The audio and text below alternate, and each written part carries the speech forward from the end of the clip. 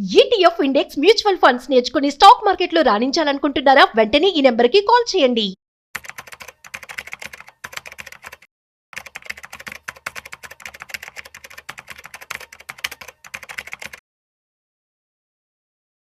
నమస్తే సార్. నమస్తే.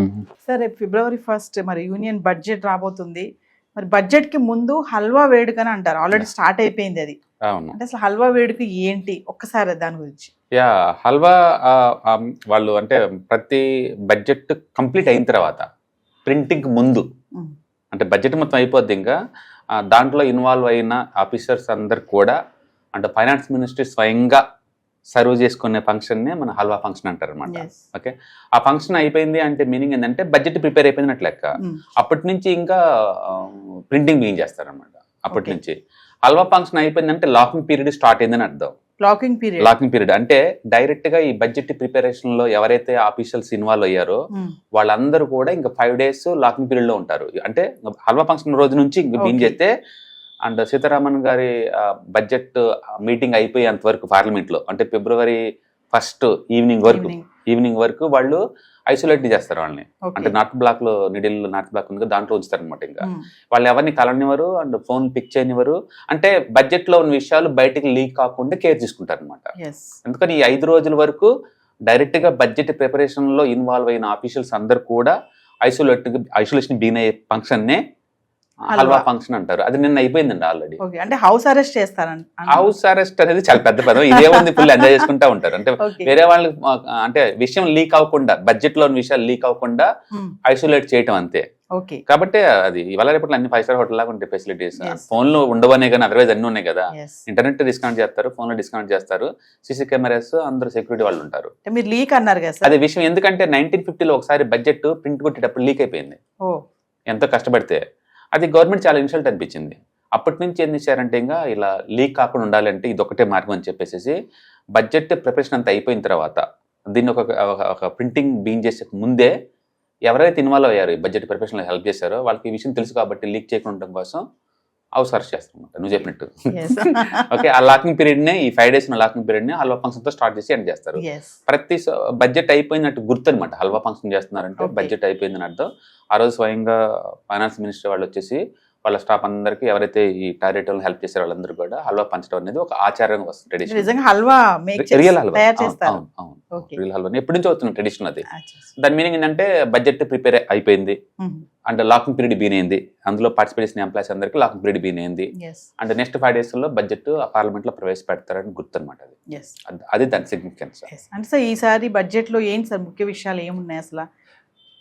ఈసారి అంటే లాస్ట్ 12 లక్షల వరకు ట్యాక్స్ ఎగ్జామ్షన్ ఎలాగ ఇచ్చారండి. అంటే జిఎస్టీ తగ్గించారు బాగానే. ఆల్మోస్ట్ 300 articles మీద జిఎస్టీ 0 చేశారు. అందుకని ట్యాక్స్ పరంగా చెప్పాలంటే నాకు తెలిసి గవర్నమెంట్ రెవెన్యూ తగ్గింది కాబట్టి వాళ్ళు పెద్ద ఎగ్జామ్షన్ ఇవ్వకపోవచ్చు. Maybe short term capital gain ట్యాక్స్లో కొంచెం లిటిల్ బిట్ అటు మార్పులు చేయొచ్చు. మేజర్గా ఏంటంటే FIIs బ్యాక్ రావాలంటే ఇండియాలో long term capital gain tax వరకు ఎత్తేయటం బెటర్. ఇప్పుడు ఇండియాలో ఏంటంటే 12.5% ఉంది. ఫస్ట్ వచ్చే 1,50,000 మీద లేదు, తర్వాత వచ్చే ఇన్కమ్లో 12.5% ట్యాక్స్ కట్టాలన్నమాట. మామూలుగా ఈక్విటీ మార్కెట్ చాలా రిస్కీ. కొన్నిసార్లు నువ్వు లాస్ అవుతావు, కొన్నిసార్లు ప్రాఫిట్ వస్తూ ఉంటుంది. నువ్వు ఆల్రెడీ STT కట్టావు, మళ్ళీ long term capital gain tax, మళ్ళీ షార్ట్ టర్మ్ గెయిన్ ట్యాక్స్, మళ్ళీ ఇది అయిపోయిన తర్వాత మళ్ళీ ఇన్కమ్ ట్యాక్స్ కూడా కట్టాలి. ఇన్ని ట్యాక్స్ల మధ్య రిస్క్ తీసుకొని ఎవరు పెట్టేవాళ్ళు ఉంటారు చెప్పండి. అందుకని కనీసం FIIs వరకైనా ఈ long term capital gain tax ఎత్తేసారనుకోండి, అప్పుడు ఈ పెన్షన్ ఫండ్స్ పెద్ద పెద్ద ఇంటర్నేషనల్ లెవెల్ ఉన్న పెన్షన్ ఫండ్స్, చర్చ్ ఫండ్స్ అవన్నీ ఉంటాయి కదా, వాళ్ళందరూ ఇండియాలో పెట్టే ఛాన్స్ ఎక్కువ ఉందన్నమాట. కాబట్టి స్టాక్ మార్కెట్ పర్స్పెక్టివ్లో FIIs మొత్తానికి ట్యాక్స్లు తగ్గిస్తే మళ్ళీ తిరిగి వాళ్ళు వచ్చి ఇన్వెస్ట్మెంట్ చేస్తే మళ్ళీ మార్కెట్ పెరిగిద్దని ఒక ఆశ అనమాట. బట్ ఈసారి నేను ట్యాక్స్లు గవర్నమెంట్ తగ్గించిందని అనుకోను. ఎందుకంటే ఆల్రెడీ ఇన్కమ్ ట్యాక్స్ లిమిట్స్ పెంచారు, GSTలు తగ్గించారు. గవర్నమెంట్ ఇప్పటికే చాలా స్ట్రెస్గా ఉంది, ఇన్కమ్ తగ్గబోతుంది కాబట్టి దాన్ని ఫిల్ చేయడం కోసం ఏదో ట్రై చేస్తారు తప్ప ట్యాక్స్లు భారీగా తగ్గిస్తారని అనుకోవట్లేదు. కమింగ్ టు మరి గోల్డ్ అండ్ సిల్వర్ వరకు వస్తే ఈసారి బడ్జెట్ లో ఏదో ఊరట వస్తుంది అని చెప్పేసి అంచనా ఏముండదండి ఆల్రెడీ. ఎందుకంటే ఆల్రెడీ అది ఫుల్ ట్రెండింగ్ లో ఉంది, అందరూ డబ్బులు సంపాదించుకుంటా ఉన్నారు. గవర్నమెంట్ పరంగా ఏం ఎక్స్పెక్ట్ చేస్తున్నారు దాని మీద? ఏముండదు, ఎగ్జామ్షన్ ఉండదు. ట్యాక్స్లు నేను వాటిని కలిస్తారని అనుకోవట్లేదు. కామన్ మ్యాన్ కి ఈసారి బడ్జెట్ ఏమైనా యూస్ఫుల్ అవుతుందంటారా సార్?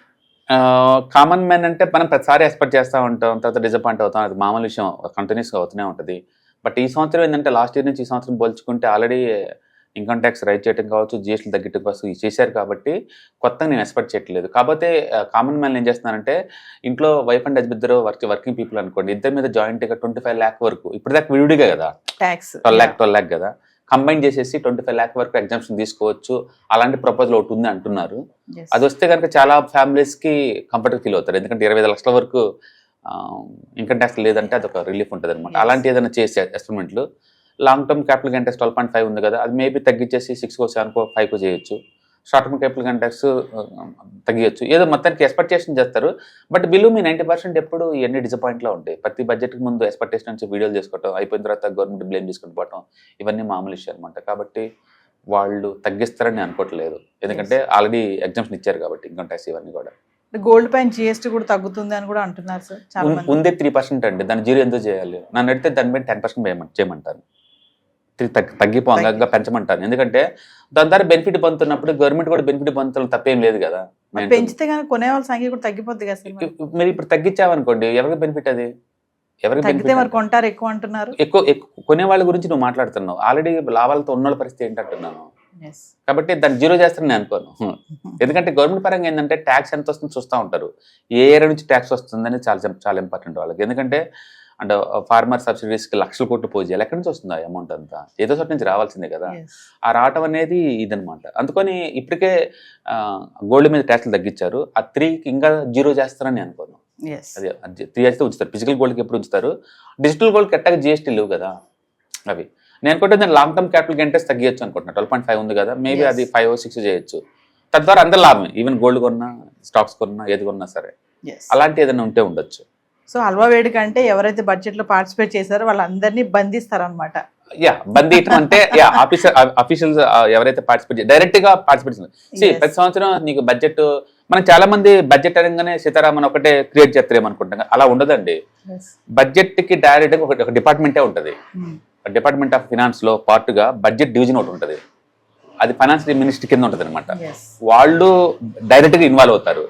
మిగతా వాళ్ళు ఏంటంటే ఆర్బీఐ వాళ్ళ వ్యూస్ ఇస్తారు, అండ్ నీతి ఆయోగ్ ఉంది కదా వాళ్ళు ఇస్తారు, అండ్ ప్రతి డిపార్ట్మెంటల్ హెడ్స్ మినిస్ట్రీస్ ఉన్నారు కదా, మాకింత కావాలని వాళ్ళు ఇస్తారు. ఇలా ప్రతి ఒక్కరు దాంట్లో పిఎంఓ ఆఫీస్ వాళ్ళు అందరూ స్టేక్ హోల్డర్స్ అనమాట, అందరూ కూడా.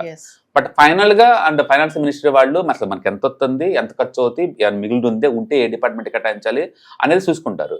ఇవంతా లేదు, ఇప్పుడు ఫిబ్రవరిలో ప్రవేశపెడుతున్నారు కదా, లాస్ట్ ఇయర్ ఆగస్టులోనే బీన్ అవుతాయి. వర్క్ బీన్ అయ్యేది ఆగస్టులో బీన్ అవుద్దండి. వాళ్ళు ఏంటంటే గవర్నమెంట్ నెక్స్ట్ ఇయర్ మీకు ఏమేమి కావాలి చెప్పండి అని చెప్పేసి అన్ని డిపార్ట్మెంట్ సర్కులర్ పంపిస్తారు. ప్రతి డిపార్ట్మెంట్లో మాకు ఎంత కావాలి, మాకు సాల్ట్ లేదు బడ్జెట్, ఇంత కావాలి అని చెప్పుకుంటూ వస్తుంటాయి. ఇప్పుడు అవి రెవెన్యూ డిపార్ట్మెంట్తో టాలీ చేపిస్తారు, ఈ రెవెన్యూ ఎంత వస్తుంది, వీళ్ళకి పెంచితే మనకి ఏమైనా వస్తుందా లేదన్నట్టు అనమాట. అవన్నీ లెక్కలు చూసుకొని అందరు స్టేక్ హోల్డర్తో మాట్లాడుకొని మళ్ళీ రివిజన్కి పంపించేసి మళ్ళీ బ్యాక్ తెచ్చుకొని ఇవన్నీ అయిన తర్వాత ఫైనల్గా నీతి ఆయోగ్ వాళ్ళు, ఆర్బీఐ వాళ్ళు, పిఎంఓ ఆఫీస్ వాళ్ళు, ఫైనాన్స్ మినిస్టర్ వాళ్ళు, ఎకనామిక్స్ అఫైర్స్ వాళ్ళు అందరు కూర్చొని డిస్కస్ చేసేసి అప్పుడు ప్లాన్ చేసుకుంటారు. సో నెక్స్ట్ 1 yearలో మనకి ఎంత ఇన్కమ్ రాబోతుంది, మనం ఎక్స్పెండిచర్ ఎంత పెట్టాలి, ఒకవేళ మనకి ఇన్కమ్ తగ్గితే కనుక ఏం చేయాలి, ఇలా మొత్తం ప్లాన్ చేసుకోవడానికి మనం బడ్జెట్ అనుకోవచ్చు. ఇండియన్ గవర్నమెంట్ సంవత్సరానికి 12 లక్షల కోట్లు అప్పులు చేస్తుందండి ఇప్పటికే. లాస్ట్ ఇయర్ వరకు మీరు ట్యాక్స్లు తగ్గమన్నారు అనుకోండి, తగ్గితే ఆ అప్పు మళ్ళీ ఎక్కడి నుంచి తేవాలంటుంది అనమాట. అందుకని అప్పులు, ఇండియా మిగిలిన కంట్రీ కాదు, ఎవ్రీ ఇయర్ ఇది 12 లక్షల కోట్లు అప్పు చేస్తూ ఉంటుంది, ట్రేడ్ డెఫిసిట్. వరల్డ్ వైడ్గా టూ మచ్ అన్సర్టీ నడుస్తుంది. ఈ టైంలో ఎక్స్పెరిమెంట్ చేస్తారని అనుకోవట్లేదు, కానీ స్టాక్ మార్కెట్ పర్స్పెక్టివ్లో మా అందరూ ఏంటంటే కొంచెం ఎఫ్ఐఎస్ మీద ట్యాక్స్లు తగ్గితే వాళ్ళు తిరిగి వచ్చే ఛాన్స్ ఎక్కువ ఉంది, మార్కెట్ కొంచెం లిఫ్ట్ అయితే చిన్న ఆశ అంతే. అంటే 12 లక్షల వరకు ఇన్కమ్ ట్యాక్స్ ఎగ్జంప్షన్ చాలా పెద్ద రిలీఫ్. ఇండియాలో ఇంతవరకు మిడిల్ క్లాస్ ఏ గవర్నమెంట్ హెల్ప్ చేయలేదండి, పర్టికులర్ ఎంప్లాయీస్కి. ఫస్ట్ టైం వీళ్ళు 12 lakh చేయటం అనమాట. That's good thing. అంటే long term capital gain tax కొంచెం తగ్గించారనుకోండి, ఎక్కువ మందికి ఆశ ఉంటుంది లాంగ్ టర్మ్లో మార్కెట్లో పెట్టుకోవచ్చు అని. ఇప్పుడు సపోజ్ లాంగ్ టర్మ్ క్యాపిటల్ అంటే 0 పెట్టామనుకోండి, చాలా మంది మ్యూచువల్ ఫండ్లో పెట్టేవాళ్ళు, ఈటీఎఫ్లో పెట్టేవాళ్ళు ఏంటంటే 1 year ఉంచుకుంటే మనమేం ట్యాక్స్లు ఉండదు కదని చెప్పేసి 1 year దాకా ఉంచుకుంటారు. న్యాచురల్ సెల్లింగ్ ప్రెజర్ తగ్గిపోద్ది కదా మార్కెట్లో, నమ్మేవాళ్ళు ఉండరు కదా. అందుకని at least long term capital gain ట్యాక్స్ని 0 చేశారనుకోండి, ఎక్కువ మంది ఇంట్రెస్ట్ చూపిస్తారు మార్కెట్లో పెడతానికి, మార్కెట్లో ఎక్కువ రోజులు ఉంచడానికి కోసం. అలాగే ఇంటర్నేషనల్గా చాలా ఫండ్స్ ఉంటాయి వాళ్ళ దేశంలో, పెన్షన్ ఫండ్స్ అవన్నీ కూడా పెట్టే ఛాన్స్ ఎక్కువ ఉంటుంది అనమాట. అందుకని వాళ్ళు long term capital gain tax తగ్గడం బెటర్. రెండోది ఎస్టీటీ, ఆల్రెడీ షార్ట్ టర్మ్ కానీ లాంగ్ టర్మ్ గెయిన్ ట్యాక్స్ కడుతున్నప్పుడు మళ్ళీ ఎస్టీటీ ఎందుకు, దాన్ని కూడా తీసేయాలి వాళ్ళు కంపల్సరీగా. అలాంటి ఏదన్నా మార్కెట్ నుంచి మేము ఎక్స్పెక్ట్ చేస్తున్నాం. But end of the day అది మార్కెట్ గవర్నమెంట్ మనం ఎక్స్పెక్ట్ చేయడం వాళ్ళు డిసప్పాయింట్ చేయడం అనేది ఎవ్రీ ఇయర్ జరిగేది. Common.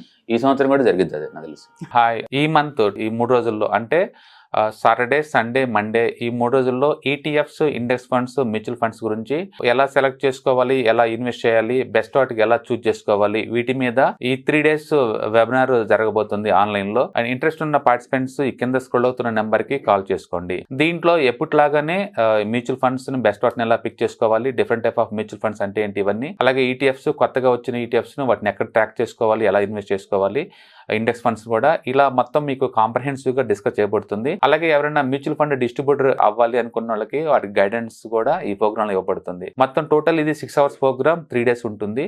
ఇంట్రెస్ట్ ఉన్న పార్టిసిపెంట్స్ అందరూ కూడా కింద స్క్రోల్ అవుతున్న నెంబర్ కాల్ చేసుకొని ఈ వెబినార్ కి బుక్ చేసుకోండి. Thank you.